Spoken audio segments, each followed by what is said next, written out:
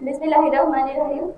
The Honorable Founding Principal of this college, the Principal President of this governing body, and the President of Upazila BNP Dhonbari, M. Azizur Rahman Sir, the President of this farewell meeting, and the current Principal of our college, Muhammad Abdul Bari Sir, the prominent persons of this meeting, my respectable teachers, my classmates, and lastly, the reason of the meeting, my elder sisters, welcome and assalamu alaikum. Today we are here for a very sorrowful issue, that is, we are to say goodbye to our elder sisters from whom we learn how to behave in college. From them we learn the rules and regulations of our college. Because from our secondary level, the rules are different. We were so confused about these things. They help us in every issue related to college, and we got many support from them. But from today, we won't get the advantage because they won't be there for us. Then this is a must for us to pray for them because they are the examinee of coming ACC examination. I hope they will make a glorious result and brighten the name of our college. They will make a better future. Maybe my speech is getting lengthy and it's getting boring, so I want to quit it now. Thank you and assalamu alaikum. আসিয়া হাসান আলী মহিলা degree কলেজের HSC batch 2026 এর বিদায় উপলক্ষে আয়োজিত আজকের এই অনুষ্ঠানে উপস্থিত আছেন অত্র কলেজের প্রতিষ্ঠাতা principal M A Azizur Rahman, অধ্যক্ষ বারী স্যার, আমার শ্রদ্ধেয় শিক্ষক মণ্ডলী, আমার সহপাঠীবৃন্দ, প্রিয় ছোট বোনেরা ও অন্যান্য উপস্থিত সকলকে জানাই আমার আন্তরিক শুভেচ্ছা ও সালাম। আসসালামু আলাইকুম।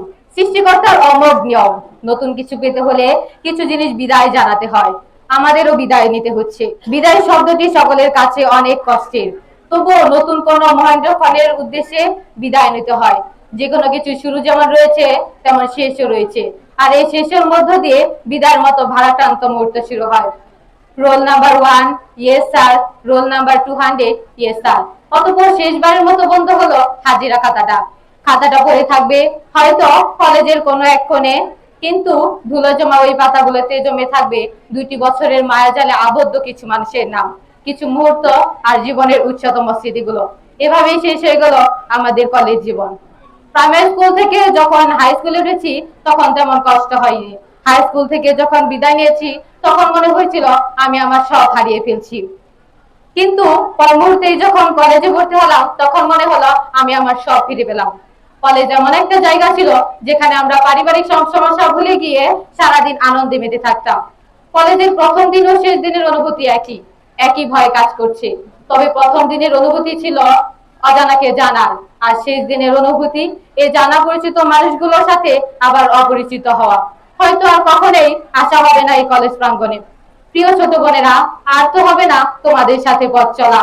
আমরা তোমাদের কতটুকু স্নেহ করতে পেরেছি জানি না, তবে তোমাদের কাছ থেকে পেয়েছি অনেক শ্রদ্ধা ও ভালোবাসা। তোমাদের জন্য আমাদের পক্ষ থেকে থাকবে অনেক দোয়া ও ভালোবাসা। আশা করি তোমরা তোমাদের কাঙ্ক্ষিত লক্ষ্যে পৌঁছাতে পারবে। একসাথে চলতে গেলে সামান্য ভুল ত্রুটি হয়েই থাকে। তোমরা আমাদের এই সকল ভুল ক্ষমা দৃষ্টিতে দেখো। হয়তো বড় বোন হিসেবে শাসন করছি, বকা দিছি, এগুলো মনে না রেখে আমাদের ক্ষমা করে দিও। আমি আমার এবং আমার সহপাঠী সকলের পক্ষ থেকে ক্ষমা পাচ্ছি। আমার কলেজে ভর্তি হওয়ার গল্প বলতে গেলে প্রথমে আসে নীলা ম্যাডামের কথা। নীলা ম্যাডাম প্রথমে আমাকে ভর্তি হন, সেদিন থেকে মনে হয় আমি একটা নতুন মা পেয়েছি, যে মা আদর করে, ভুল হলে আবার শাসন করে, আবার যে মাকে যখন তখন জড়িয়ে ধরা যায়। তাই সান্নিধ্যে এতগুলো দিন থাকতে পারাটাও ভাগ্যের বিষয়।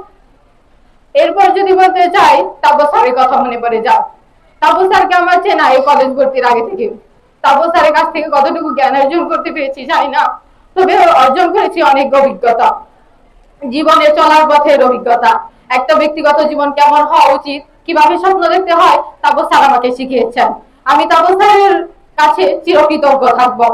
মনির স্যার প্রচন্ড জ্ঞানী একটা মানুষ, আমাদের সবার অত্যন্ত প্রিয় এবং কাছের মানুষ। তার জ্ঞানের পরিধি অসীম, তার সান্নিধ্য লাভ করাটাও ভাগ্যের বিষয়। আমাদের সকলের প্রিয় বারী স্যার আমার অত্যন্ত প্রিয়। আমি অনেক লাগি যে তার মতো অধ্যক্ষ থাকাকালীন সময়ে আমি পড়তে পেরেছি। আমাকে কতবার যে পড়ার জন্য বলেছে তার হিসেব নেই। হয়তো আমার আব্বু আম্মু এতবার বলেনি, স্যার আমাদের জন্য যা করেছেন আমি এর জন্য চিরকৃতজ্ঞ থাকবো। ক্লাসের প্রথম দিন প্রথম ক্লাস নিয়েছিলেন হাবিব স্যার। হাবিব স্যার নিঃসন্দেহে অমায়িক একজন মানুষ। আজকে যদিও তিনি উপস্থিত নেই, আমি তার প্রতি কৃতজ্ঞতা প্রকাশ করছি। ফরিচার ও রীতা ম্যাডামের সাথেও আমাদের সম্পর্কটা মধুর ছিল। সেই স্যারের কথা বলতে গেলে স্যার আমার পছন্দের একজন শিক্ষক। প্রকৃতপক্ষে আমরা তার ব্যক্তিত্ব বোধ থেকে অনেক কিছু শিখতে পেরেছি, সেই সাথে অনেক স্মৃতি জমে আছে। এনামুল স্যার, সিয়াম স্যারের সাথেও সম্পর্ক ছিল অত্যন্ত ভালো।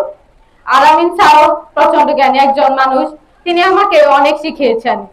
আমাদের সাথে তার সম্পর্কটা অনেক বন্ধুত্বপূর্ণ ছিল।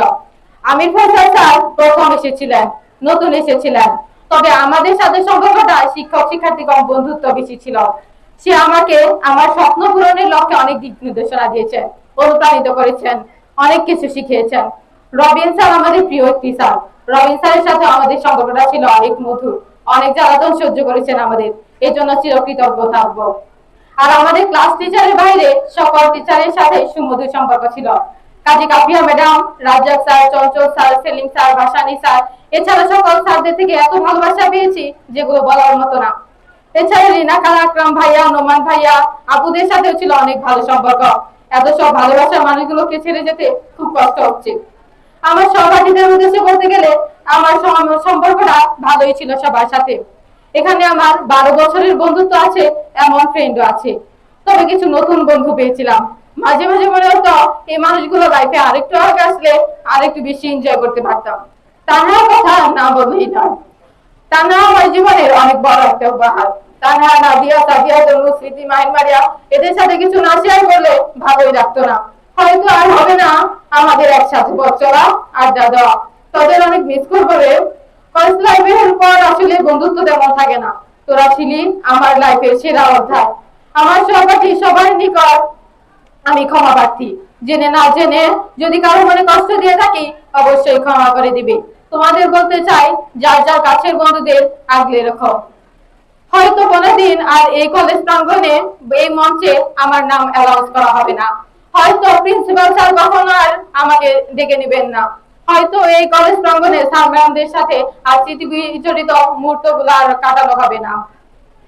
স্যার ম্যামদের সকলের কাছে আমি ক্ষমা প্রার্থী। জেনে না জেনে যদি কোনো ভুল করে থাকি, আমি এবং আমার সহপাঠী সকলের পক্ষ থেকে ক্ষমা প্রার্থী। আমাদের ভুলগুলো ক্ষমা করে দিয়ে আমাদের জন্য দোয়া করে দেবেন। আমরা যেন আমাদের আশানুরূপ ফলাফল অর্জন করতে পারি, আমরা সাফল্যের জন্য শিখায় উঠতে পারি। পরিশেষে বন্ধুদের উদ্দেশ্যে একটা কথাই বলতে চাই, তোরা ভুলে যাস না আমাদের বন্ধুত্ব রঙিন। বিদায়, অভিনন্দন, ধন্যবাদ সবাইকে।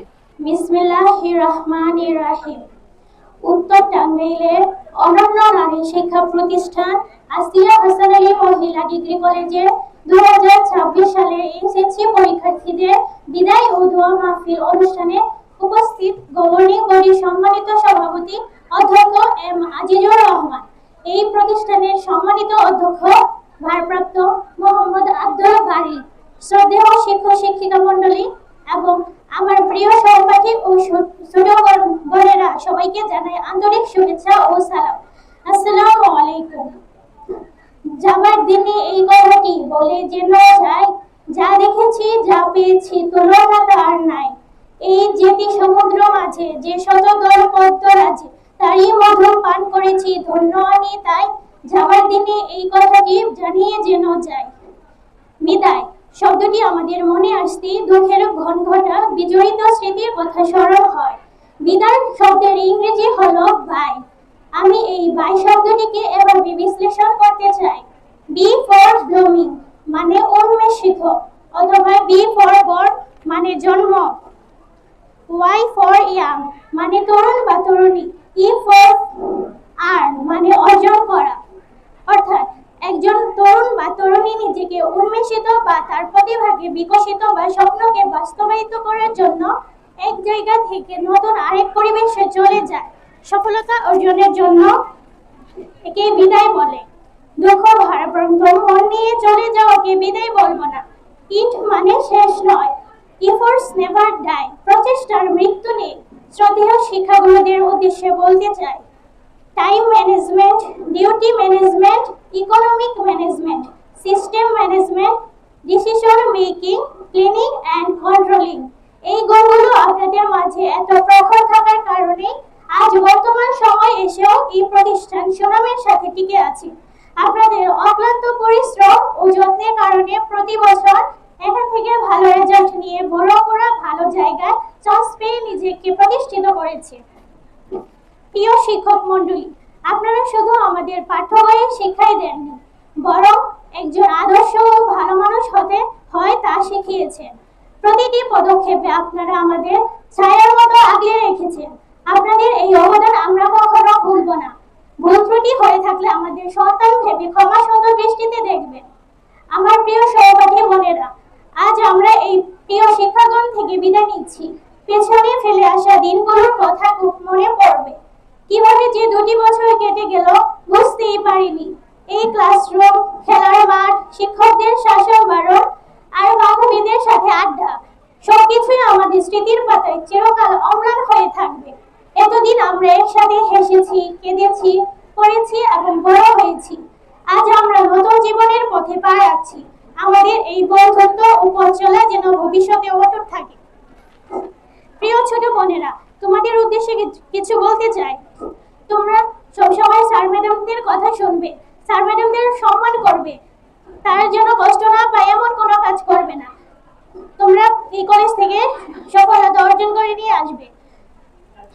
পরিশেষে সবার কাছে দোয়া চাই, আমরা যেন জীবনে সফল ও আলোকিত মানুষ হতে পারি এবং আমাদের প্রিয় প্রতিষ্ঠানের মুখ উজ্জ্বল করতে পারি।